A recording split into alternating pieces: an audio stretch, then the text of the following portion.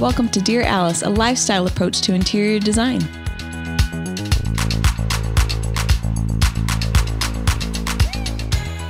Hello, everyone, and welcome to Dear Alice. Today we have a fun one. We've got Adam, my husband, who's going to be interviewing me. He's thought this would be really fun for a long time. And we haven't really had a minute to take a break until now because our little Suzanne Hall just had a baby. We're so happy for her. She had a little boy. He weighed in at nearly 10 pounds. That was insane when I saw that. I know. Yeah. 9 pounds, 10 ounces, I think. And I think about a week early. So she was ready. She was super ready. This is her last and final, her third amigo. So she has 3 little boys. And she is so happy. That baby's so cute. Mm-hmm. Can't super wait. Cute. Yeah. Congrats to Suzanne. I know. Big congrats. So anyway, it is Corey and myself. And then we have Adam here today, who thought it'd be really fun to interview me. And we're both just really scared about what we're about to say. So just know that this is vulnerable. Adam serves as the CEO of Alice Lane. So he's my boss. And no, I'm just kidding. He's my husband. And Corey has a really funny front row seat of working with both of us because he sits in a lot of our meetings and sees our dynamic. So he's like, this is going to be hilarious.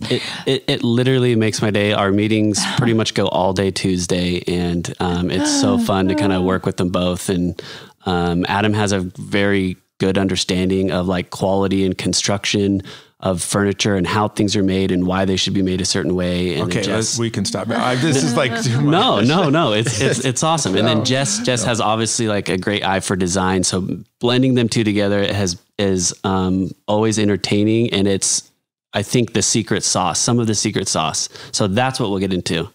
So fun. Well, welcome, Adam. Thank you. I'll be honest, I'm super nervous. And yeah, it's not like me to ever want to be in the spotlight or anything.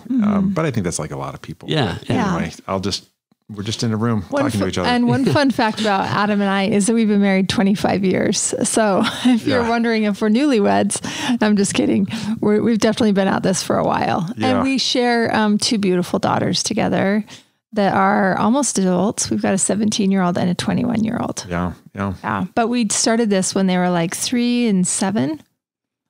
So 2 and 7 started Alice Lane. Yeah. Started the business with little ones. So we have been at it for 14 years, running Alice Lane, and we have had to figure out childcare to make this dream come true. And now they are almost full grown adults. So they are now working out the business, which is really a fun dynamic. Yeah. Today's kind of like almost family day, right? I mean, we've got our one daughter, our youngest daughter, who's working in the back in the warehouse, which I think is really adorable. We went and saw her real quick, and she's doing packaging. And then we have our other daughter who cleans the place at night, all the way down to the toilets and stuff. So Jane told me this morning, I went out and talked to her and she said, this is her dream job. Oh, she's cute. That is cute. Yeah. That's awesome. So if you guys ever buy anything from Alice Lane online, there's a slight chance that maybe Jane Bennett sent your package out. Anyway, I thought it might be like, do we have any ground rules here? There are things like we shouldn't, I mean, my big word, this may go horribly wrong. First of all, like really, really bad. And if it does, anyway. No ground rules, babe. Okay. Yeah, you're safe. You're amongst friends, all 40,000 of us, right, guys? Okay. Well, maybe let's just start at the top. Yeah. Like, give us, Jesse, from your perspective on how you got here. What was Alice Lane like when you first started? What did that look like to you? And just a general high level term. And Well, from the beginning, you mean before we started the business or once we started?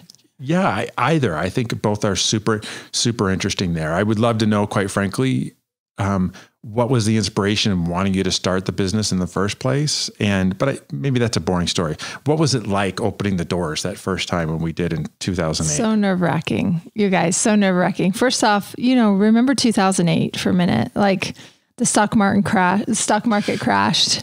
Everybody was nervous about real estate. They had big ideas that they were going to build because real estate was booming.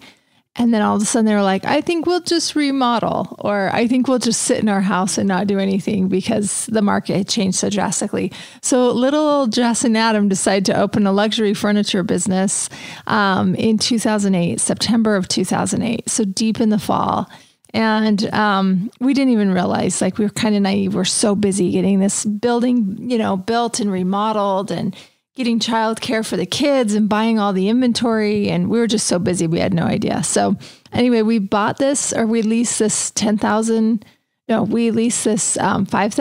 square foot showroom. I think it was 10,000. No. It was small. It was like 4,000 or 5,000 square feet. It was like 4,000 square feet. And then we had roughly 1,000 square feet in the back. It was just under that. It was like 4,800 square feet. Okay, is what it was. So this cute little showroom that happened to be on like the busiest intersection in this college town called Orem, Utah, and it's right next to Provo. And I remember somebody walked in and the doors were open, and my brother Jake had come to work for us, and we were hanging up the fabrics in the back from, all the vendors give you all these fabrics. We were hanging up the library. And I go get it, Jake. And he goes, no, you go get it. And I go, no, you go get it. Like go greet the customer, Neither of us wanted to do it. We were both so scared. And I'm like, I don't even know what I would say, like we've had this dream, but you didn't picture that moment of like somebody coming and being like, hi, can I help you? Yeah, everything was like all about setting it up, getting it done right. Like you spent a ton of time and effort just on redoing that whole building, which was a major feat. And then like going to market beforehand, trying to pick up vendors and all that kind of stuff was a major feat.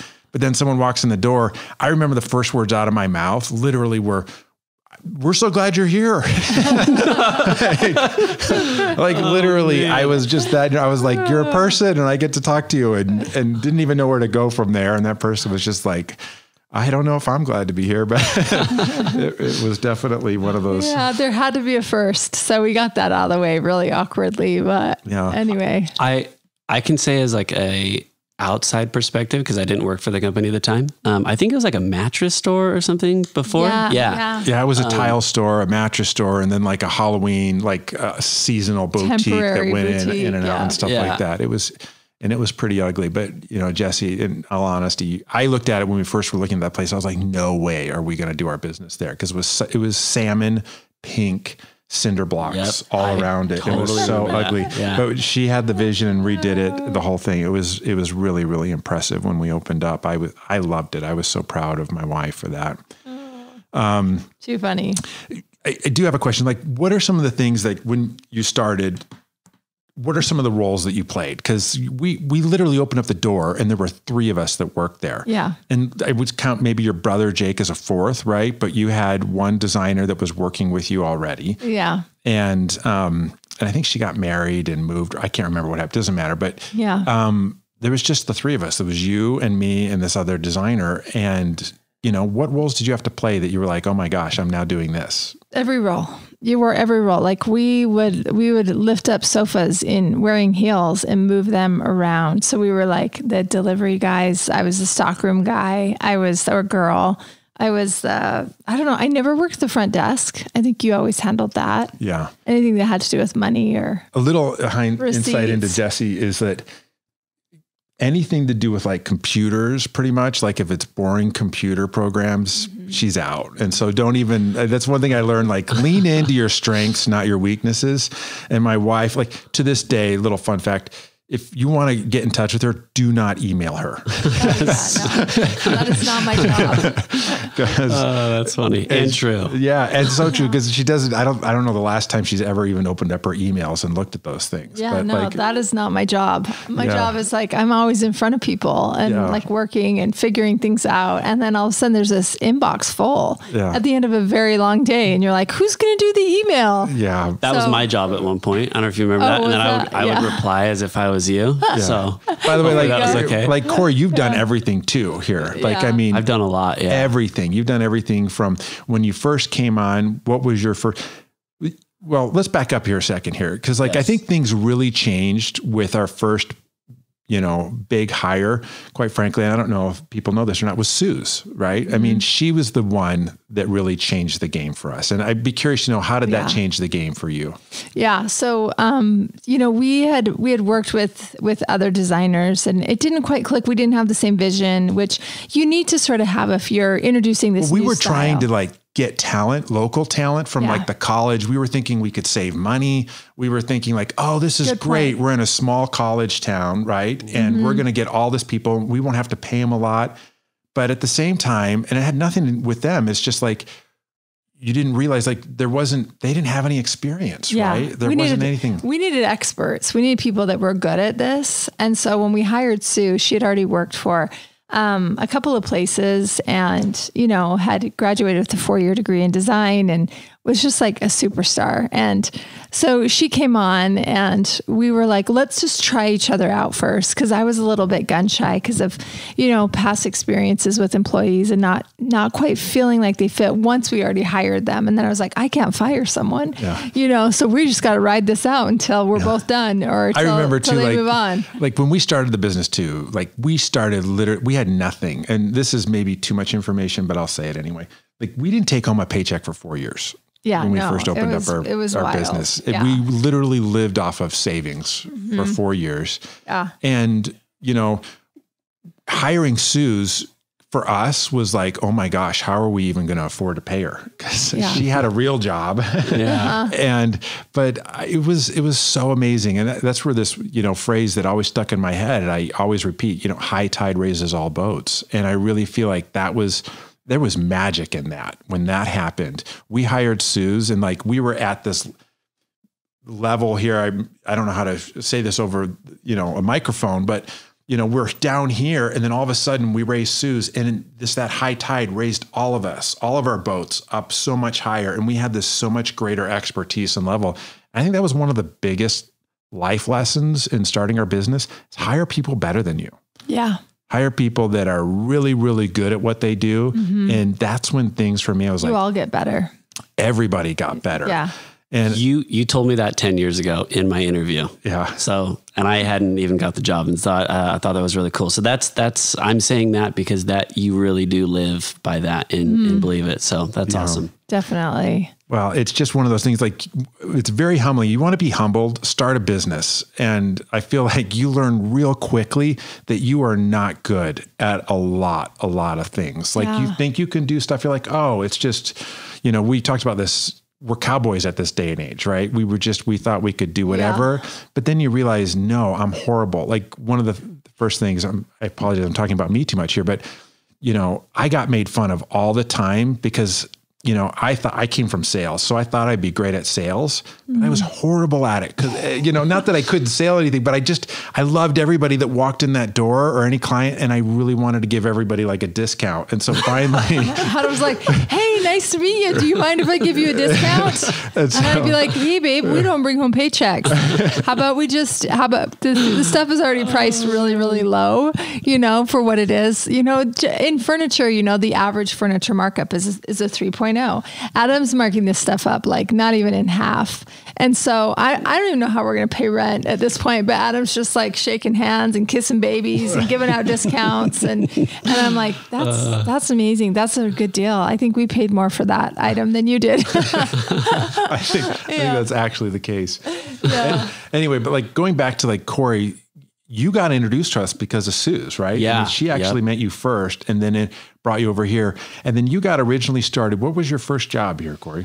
Project managing kind of. So I would do all the packets for the design center and create all the, materials for presentations and stuff like that. And honestly, just run around for the designers, just doing, whatever they wanted. So, which I think is my skill set is just kind of just go figure it out and get it done, Yeah, for sure. Yeah, no, Corey was great. It was nice having a boy in the design center too, because unfortunately all of us designers were women and we needed more men to balance out the estrogen. I worked in a door shop before, which is all men, as you can imagine. So it was a culture shock, but it was awesome. I always loved, I drove past Alice Lane to get to school every day because I went to UVU, which is kind of just down the street. And I saw the evolution of the building when you guys came in, and it looked like intriguing. So I know Sue's kind of just wandered in, right? And you guys, that's how you met her. So, it's crazy. Yeah. That it's crazy that you guys created such a, like a presence there that it like drew people in. Definitely did, me as well. So that's cool. It's awesome. So fun. So one question I think a lot of people would want to know is, do you recommend working with your spouse? If I were sitting at lunch with my girlfriends, I would say you can work with your spouse as long as you each have your own lane. And in the beginning, there was no lanes. You wore all the hats, and so there is a lot of, we each have each different ways of tackling things. So I would say you shouldn't work with your spouse, but I think we figured it out that you are in this lane and I'm in this lane. Today, Adam works on the business and I work in the business. And we don't really cross paths other than that one meeting that we sit in on Tuesdays, executive meetings with the team. And, there's a bunch of us and I think it's comical for everybody else to be near us where we are having disagreements on things. Yeah. I feel like we're the only ones that can call each other out on something because everybody else is just going to be like, yeah, no, that's a great idea, Adam. And I'm like, is it? I don't know if it is. And here's why. Yeah. Or you'll say the opposite to me. I quickly learned I was not a designer, even though just because you have opinions doesn't mean that you know how to do or whatever type of stuff. And that's really humbling, quite frankly. And yes. You really so when you say lanes, the other thing that I would say is like going home is being able to turn it off. Yeah. I think that's a key part of it. That's something that I've always wondered because when I get home, I like download my day to my wife and it's like and it's almost like a venting session. It's like, man, how do you guys like do that? Like how do you turn it off? I guess like you're just like focus on other things like kids and what's for dinner, that type of thing. Yeah. I mean, I'll sit in my car for a minute once I get home to like finish listening to all of the Marco Polos or finish some of the communication and then just go in. And then it is just about family life. Now, when we were cowboys, the way we did it back then, I'm not really sure exactly how we handled it. We were probably just like working 24/7. We were just so tired, honestly. We would just come home at night and throw our stuff down and fall asleep and then wake up and do it again. So. Easily. I mean, because I remember like Sue's, you guys, like our showroom's so small, right? And we would sell anything right off the floor. That was the thing. Yeah. And so we'd have these furniture shipments come in and all this kind of stuff. A lot of times we didn't even have room for the furniture, but like the whole floor would be completely redone. And I didn't know how to do that. So it would basically be, a lot of times it would just be like Suze and Jesse, it'd be you two, just moving like all these sofas around, moving everything, setting up for a presentation for whatever it was. It was quite the workshop. You used it, I mean, we've said this before in the podcast, but you used it as like a design lab type of thing, right? The showroom and you kind of, here's a question I have. So if you started in September of 2008, so when you opened the doors, right? Yeah. When was the first market you went to? So like, how did you acquire the furniture that you first got? So we went before we opened the showroom. We didn't go to High Point then. We went to Las Vegas market. We went to 2 markets before and they were both Vegas, and we went in the spring and we went in the fall. So we actually went basically a year before because the market was in October or November timeframe. And that was, I remember going there and that was like, we were so scared. We were so happy. I remember we found our first like vendor, like we were turned down at so many places because we were just so brand new and no one would take us and all this kind of stuff. And then we finally found an upholstery vendor that we really love. There was this really amazing, cute mom and pop shop out of California. Unfortunately, they're not there anymore, but that was what we first brought in as our main vendor. They were in the temporary section. They were brand new. We were brand new. And we just like found it. And we're like, what? Yeah. We've looked everywhere, high and low. And we found this shop that we just loved. And there was a woodworker right next to him in the temporaries. And we had him make case goods. And then we had one really big brand called Lexington at the time that we don't have anymore. But they had spool chairs. Remember how spool chairs are so hot? Yep. That was part of the Tommy Bahama collection. And so we'd get like that from them. And, you just kind of... You pick and choose. They had such a huge line. They still do. They're a great line in the sense that you could really pick and dress it up. Broad. They could make it go... I mean, I think we put a completely different spin on it than anybody else did because really transitional wasn't even in Utah at all. It was still moving out of, this Tuscan, heavy kind of mountain stuff. I think that's why it felt like a breath of fresh air because it looked edited. maybe edit isn't the right term, but Alice Lane, like the store in Orem, just looked fresh, and it looked, like not Tuscan at all, which was very heavy at the time, in Utah. So, definitely that was, I feel like the allure to it. So, I feel like you guys like had a big part in bringing that to Utah too, which was, which is awesome. And then another thing to kind of like, brag on you guys a little bit. So that's crazy to like think about you guys going to a market and being like the fresh people. I've never been to market with you guys, but I've heard that you guys are just like, rubbing elbows with everyone there. And like, you guys are like, so that's pretty cool that you guys have done that. And it's a pretty short amount of time. And like, you guys are the people to talk to when you go, which is really cool. And reminds me when I first started at Alice Lane, I can't remember who it was, but I said who I was working for, and someone was like, "Oh my gosh, have you ever met like Jessica Bennett?" And I was like, "Yeah, that's like you were like a celebrity to them." And that's hilarious. Yeah, and I was like, "Yeah, there's like 12 people that work there, and she's one of them. I definitely know her." So that was really cool, and it was like eye opening to me about like the company I was with, I guess. So it's awesome. That's so fun. So, maybe one of your nicknames that I think is really near and dear, I love it, but is maybe people don't know, it was Messy Jessie. Mm-hmm. And as a kid. Yeah. Why do you still carry that nickname, you think? Or I don't think so today, but I think, just like anybody that's probably like an artsy kid growing up and would put together weird outfits and, it was just like a good time, but didn't necessarily care about stacking their denim in neat rows or hanging them up.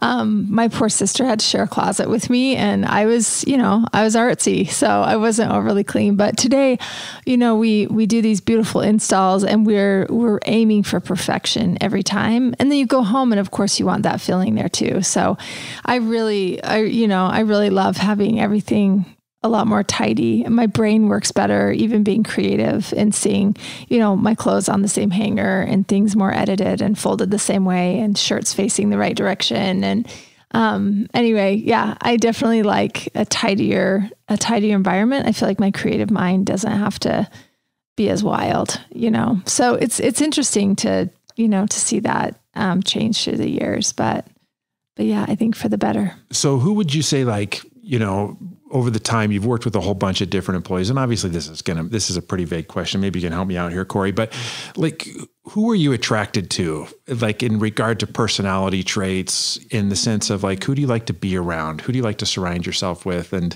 what are other things that you're like really, in a sense of, well, let's just stop there. Let's go with that one first. Like, gosh, what helps you become you? Who do you like to be around, and what helps inspire you and stuff like that? Yeah. We go to market, like Corey said, and I find myself being like, I want to talk to the designer. I want to talk to the person that made this, where, it's a privilege to a lot of people to be able to just walk up and talk to the designer. A lot of times they're not there.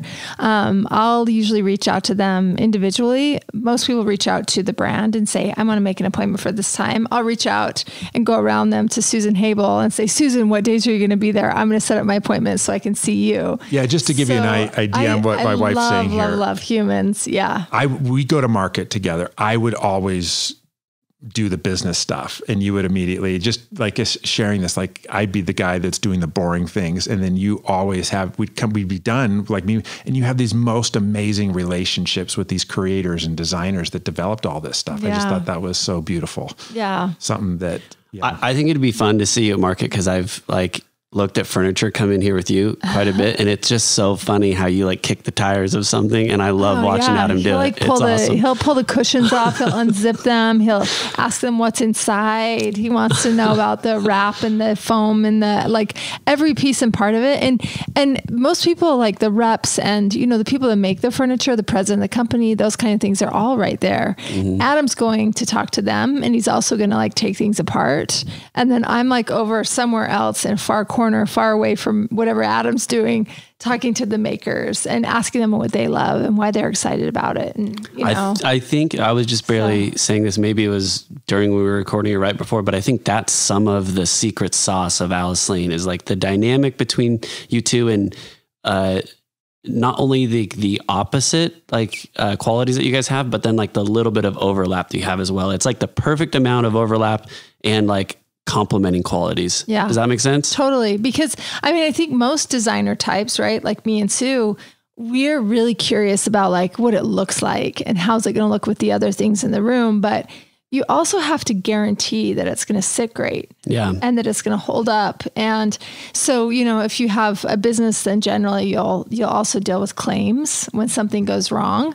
And so you need to be able to buy things that, you know, people hold up. So like there's certain brands that Adam and I are very north and south on. I'm like, oh, it's so good. And he's like, are you crazy? They blanket wrap their stuff and ship it. They don't put it in a box. Everything is a claim. It's broken by the time it gets here.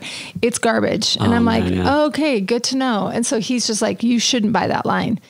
And so even though we fall in love with it, which I think a lot of designers do, we have to make sure that it holds up, that it's smart, that it's long lasting, and that the cushion is as good as it can be made. So yeah, it's a really interesting dynamic, but I so appreciate, you know, Adam's opinion on these things because he takes the time to really actually take it apart and understand it. But I think that's a real strength of yours though, too, honey, in the sense that like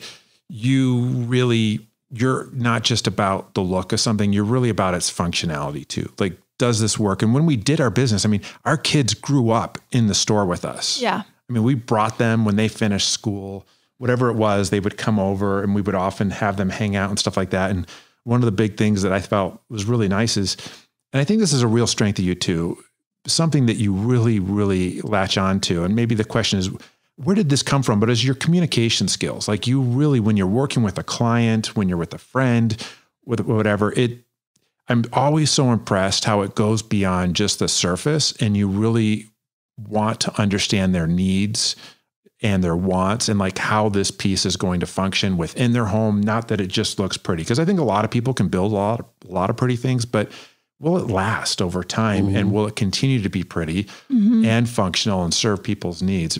Where does that come from, you think, for you, that ability to do, because that's not something innate. I don't have that at all, but like, would you attribute that to a person or something that you're growing up in your life? Where does that come from, you think? I feel like my mom loves beautiful things, but she is practical as well.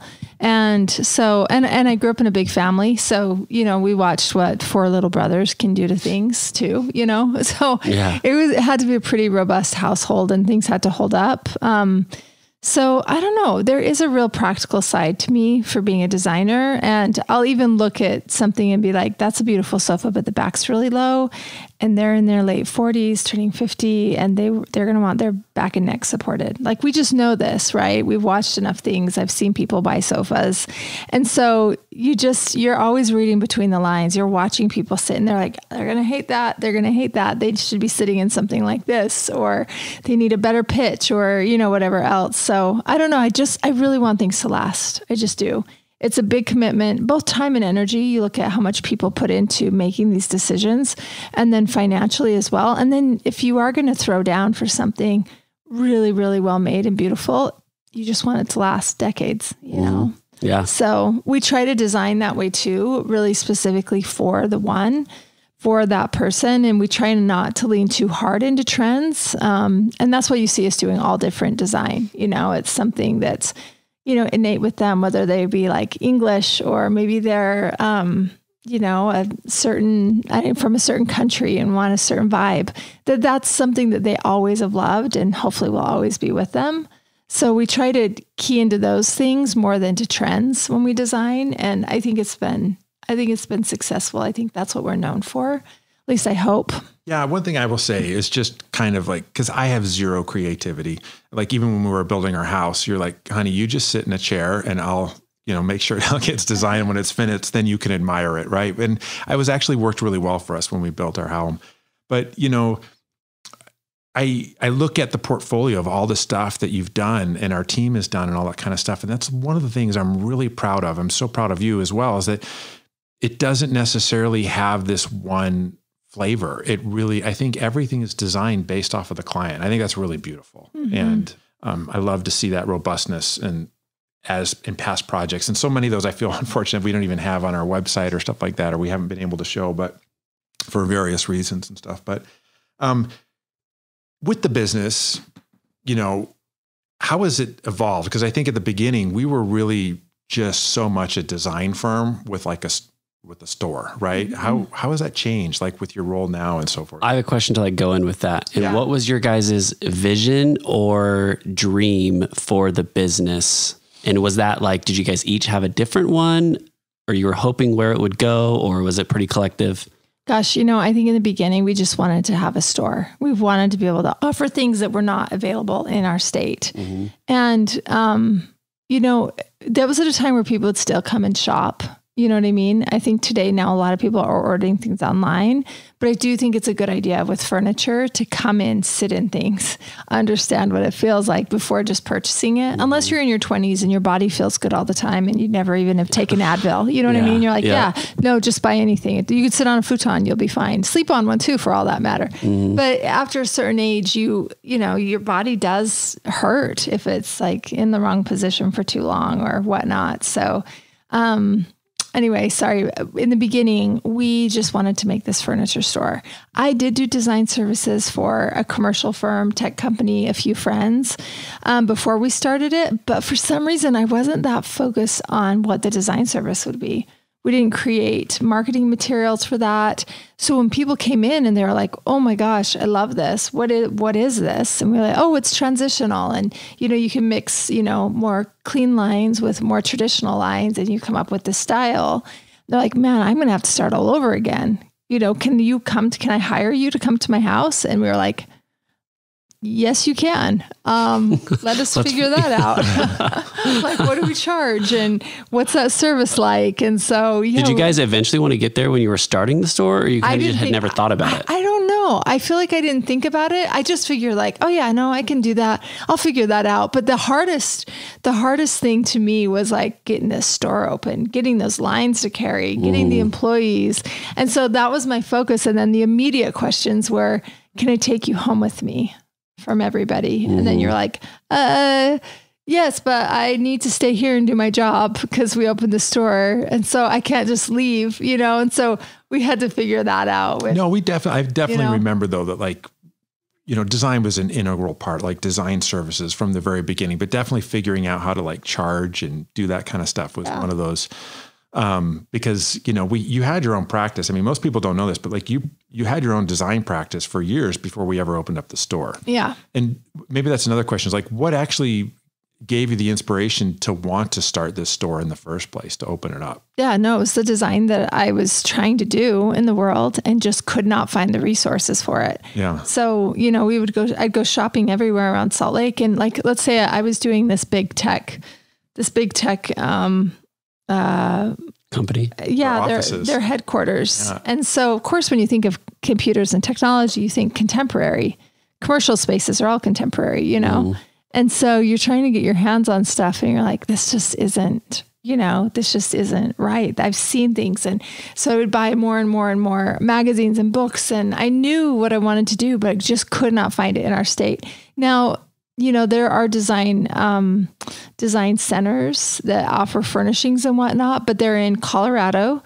LA has a design center, a big design district that you go to. We don't have one of those in Salt Lake. We had Furniture Row that you could go shop, but none of that was really right. And it all felt very, it felt very, very residential and too small. And this tech company was huge.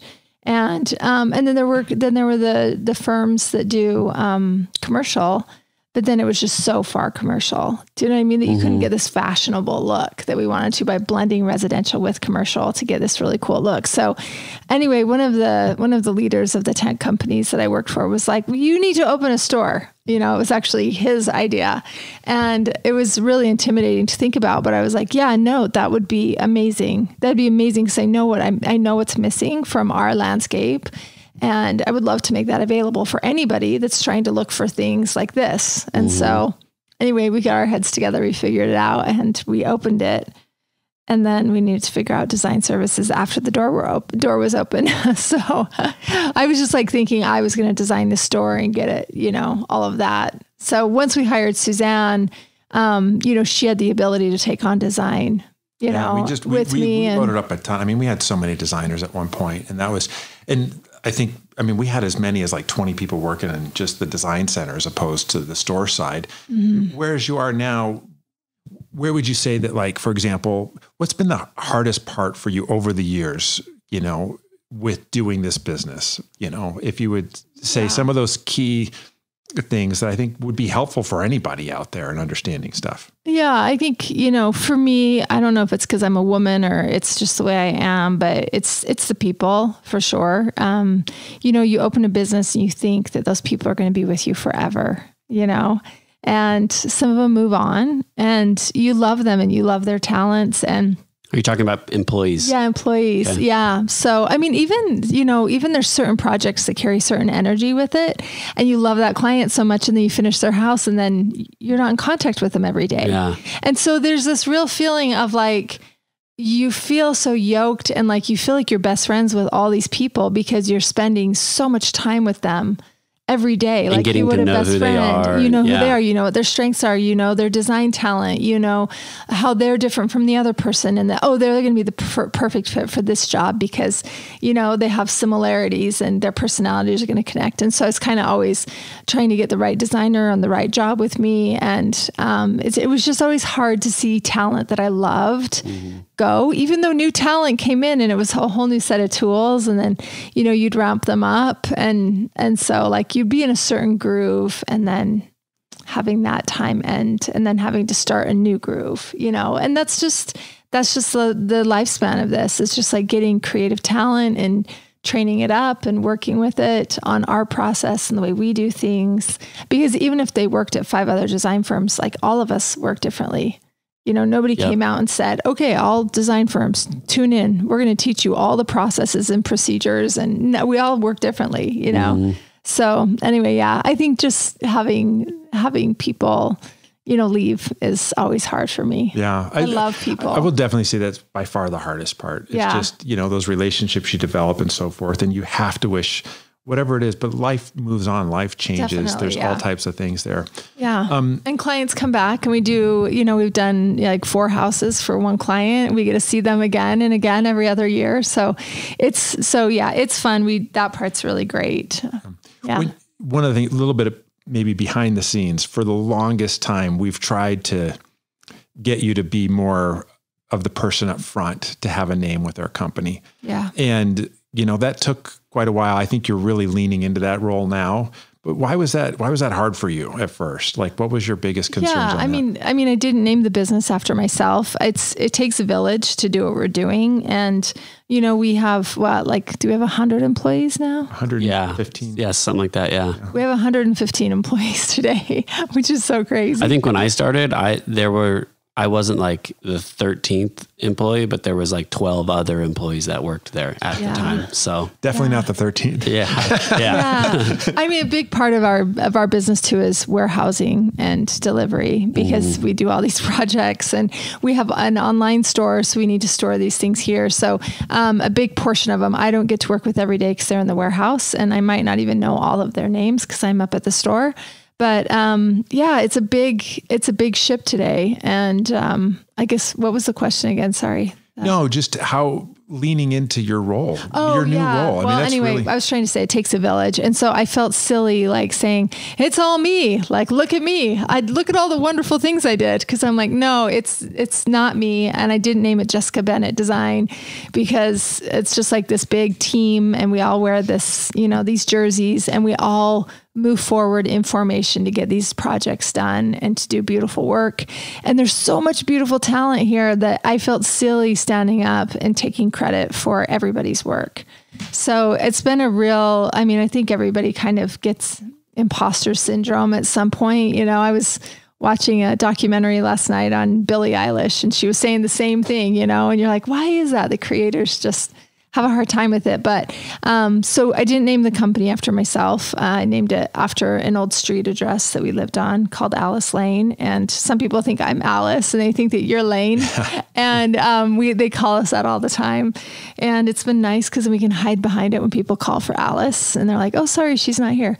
But anyway, it's just, that's why it's hard for me, is because it takes so many of us to do the work that we do. And it's not just me. So anyway, but people do like to see they like to see the person. They want to see who they are. People like looking at people. It's a fact of marketing and advertising. And so it's everybody. I mean, people want it. You can't relate to a name, right? That doesn't have that. And I just, I'm really proud of you for doing this, because I know how hard that was for you to do this. And I know all of us are trying to, maybe that goes into another question here, but I think now additionally, you're creating lines. I mean, you're doing all this design work now, where I would say that is more working on the business than in the business, but still, like, now you're much more of this creative director, right? Mm-hmm. As opposed to just doing, principal design work, and you're still involved in all that stuff. But now it's so beautiful to see how this has allowed us as a company to evolve, to go into manufacturing furniture and different products and have that kind of stuff. Anyway, I'm amazed at all that stuff, how it's happened, because it hasn't happened overnight. I mean, quite frankly, we've been working on that for years and years and years. And Corey, you've been a huge part of that with helping us on that kind of stuff. But thanks. Yeah. Real quick, maybe some quicker questions. What favorite movie? It's hard. Gosh, I forever have loved Pride and Prejudice. My daughter's name is Jane Bennett. And I love Crazy Rich Asians. I think that's so fun. I love that moment where they're like eating up on top of that big boat at the very beginning, that scene. And it's just so lively and so fun. And I also love the wedding in that, when the water rushes down the aisle. That's just one thing. Any love story, any rom-com. I also love laughing, really hard. I also love Crazy Stupid Love. Yeah. Yeah. We need another crazy, stupid, crazy. We need another movie. We need that franchise. I will say watching movies with my wife is so much more fun, because especially when it's a comedy or a love story, she just loves it, and she laughs so hard and loves so much. And I love that. I love that part about you. What's your favorite movie? Yes. Well, I don't know if I have a favorite movie. I have a top 5, but I have a new one that obviously just hit my top 5. And that was Top Gun Maverick. I mean, Top Gun 2. Yeah, it blew me away. Top Gun 1 used to be like probably one of my favorites, but I have a whole bunch. Shawshank Redemption, Dead Poet Society, Crazy Stupid Love. Those are, That's awesome. Anyway, favorite book. Favorite book. I think for business, we read a book with our teams called Mindset. And that was really eye-opening to me. We have a really awesome COO named Anna, and it was something that she's read with other companies. And it gets you to really think about the way that you think, and to keep an open mindset. And also, I think the belief that we can do anything. It's just really about how we think about our thinking, And so we often look for open mindset people that are willing to learn anything, that don't just say, oh, I'm not good at email like me. But that they're willing to just try anything, learn our system, learn whatever. Those are the people that are easiest to work with. And so it's a quality that we look for people that work with us. And it's also something that we read with each of our individual teams to make sure that they kind of understand the concept. And so they themselves can become more open mindset. Yeah. So I'll definitely say that book has helped change us a ton in the way that we look at the company and like people and all that kind of stuff. And it's definitely been a real huge help when you look at a lot of things. And I think it also helps you frame things differently from this perspective of like, it's okay to fail at something and learn from it and move on. I mean, we all know the one story we love to talk about, like, hooray for failure, and one of our employees, we had a person come out and speak to us, one of Jesse's really good friends, who's a coach, and she was help us in the early days of our business. And one of the things that she said is like, sometimes we want to avoid failure so badly because it's like, it causes pain or something like that. And so she gave this, whole thing of like, instead, when you have a failure, have this statement in your mind, just go, hooray for failure. And I remember like later on that week, we were back at our store and someone broke this huge like pot or something in the back, and you could hear someone yell, hooray for failure. We learn. I think we learn the most from the failures. And so to celebrate them rather than to be discouraged by them. So anyway, he had a good sense of humor, and I think all of us need to have a good sense of humor about, going through things in life. It makes it a lot more enjoyable for sure. Yeah. Yeah. You love music. That's like one of your favorite things to do, is you always say, and I love this about you, is when you're driving home from work, you love to blast the music really loud, and you have your sunroof open if it's a nice day and so forth, and you love to speed, maybe too much, but I do. What is your favorite? What do you love to listen to now? And like, I make a playlist for every season of my life. I've been doing it since like 2017, I think. And I'll do a playlist for winter and for, spring, and then summer and fall. We have these big, beautiful dominant seasons here in Utah where it's not just always beautiful and tropical, and it's not always freezing cold winter. And I don't know, you just kind of are in different moods depending on the season. So it's funny to also go back and listen to like summer 2020 to remember like where we were and what we were doing. Or it kind of takes you back, huh? There's something music about has like, memories. Scent, just like smell and music. I kept feeling like I couldn't see the difference between the years. Like it all blended together. We've been busy for 14 years with this thing. And so I just was like, I can't remember. People would say things. I'd be like, I have no idea. I can't remember.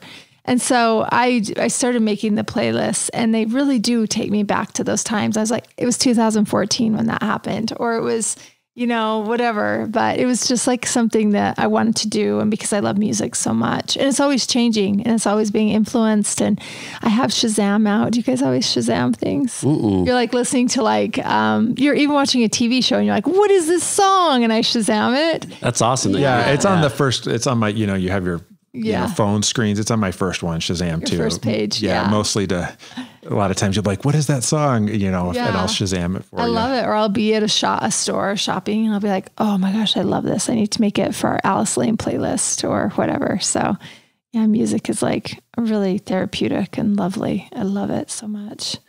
How is this business, would you say, affected our family, like our girls, for example? What would be the good or the bad of it, and what type of stuff there? I mean, right now I can definitely say the good of it. I think when they were little, there's a lot of mom guilt, and, I've just barely watched this thing.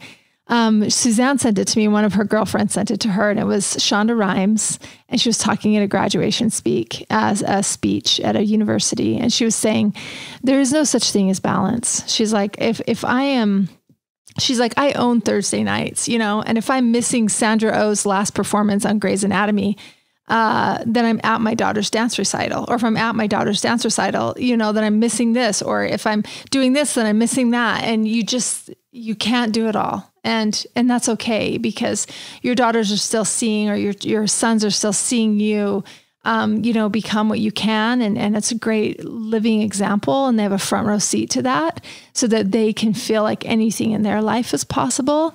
And I don't know why, but that just really hit me hard. Recently watching that, I was like, okay, it's good to know that nobody's got it completely dialed in, because for some reason you always think that the other gal in your sphere has it all dialed in, because she's got schedules and she's got alarms on her phone going off, and she has meal prep, and she, you know what I mean? Like you always feel like somebody's got it dialed in more than you, but it is definitely a real emotional thing, I think, for a parent, especially a mother, to have kids and then to try and take on something like this. But today it's really cool. I love seeing them. I mean, on the plus side, I love seeing them work here. On the negative side, I don't ever want them to feel like they have to do this. I don't want them to feel like they have to work at Alice Lane, or that they have to become what we're doing. I want them to chase their own dream, and I want them to feel like they can do whatever they want to do, that it's available to them. I think that's because I think we stop ourselves, right? Yeah. And I would say, like, one of the real things that you've been blessed with in life is your parents. They're amazing. And if I look at you and your brothers and your sister, one thing that's just really, I think, obvious to me is that in your DNA and in the way you were raised as a family was just, you can do anything, whatever you want to do in the world, to go out and do it, to try it. And I think that was probably one of the biggest reasons why we had to start this business. You and I have both had professional careers.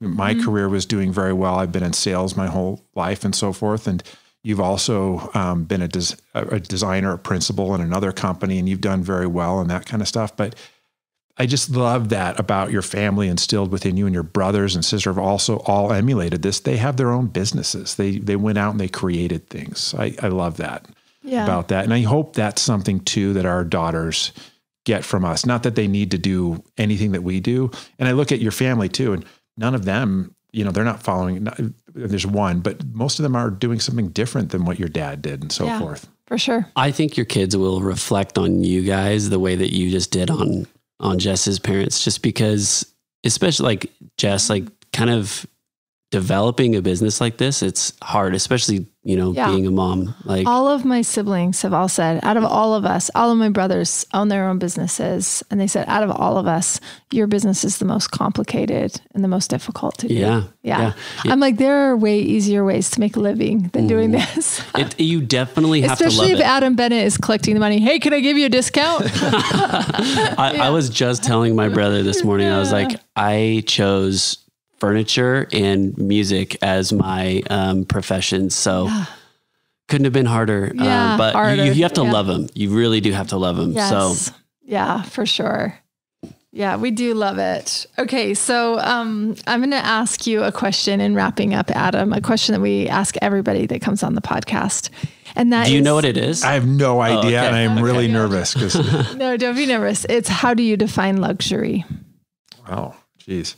Living with my wife. Oh, that's I mean, honestly, like I don't want to get emotional here, but honestly, Jess is everything to me. And, living with her, like if I just look at the home I go home to every day, and what she's created there, what we've created as with our girls, our life. I mean, being able to really just have all those luxuries. This is going to sound so pretentious, and I apologize, but I almost don't like going on vacation as much and staying in hotels because it doesn't compare to our own home.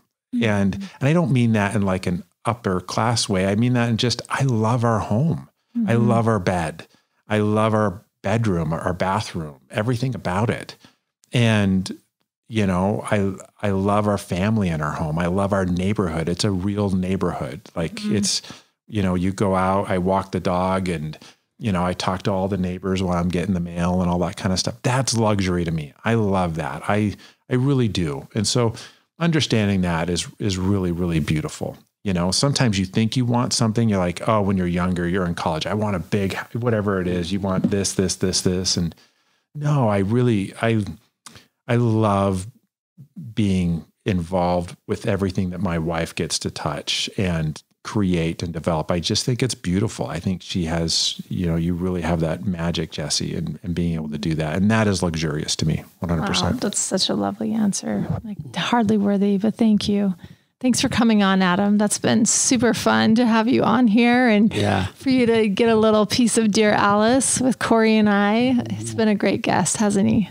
Yep. Super fun and entertaining. Yeah, we'll see how this all goes, but I thank you very much. So yes. And those of you that have any questions, feel free to send them to Dear Alice at alicelanehome.com. We'll answer your questions here on the podcast, or we'll even do a whole podcast about them. We're grateful to have you here with us today, and we will see you next time.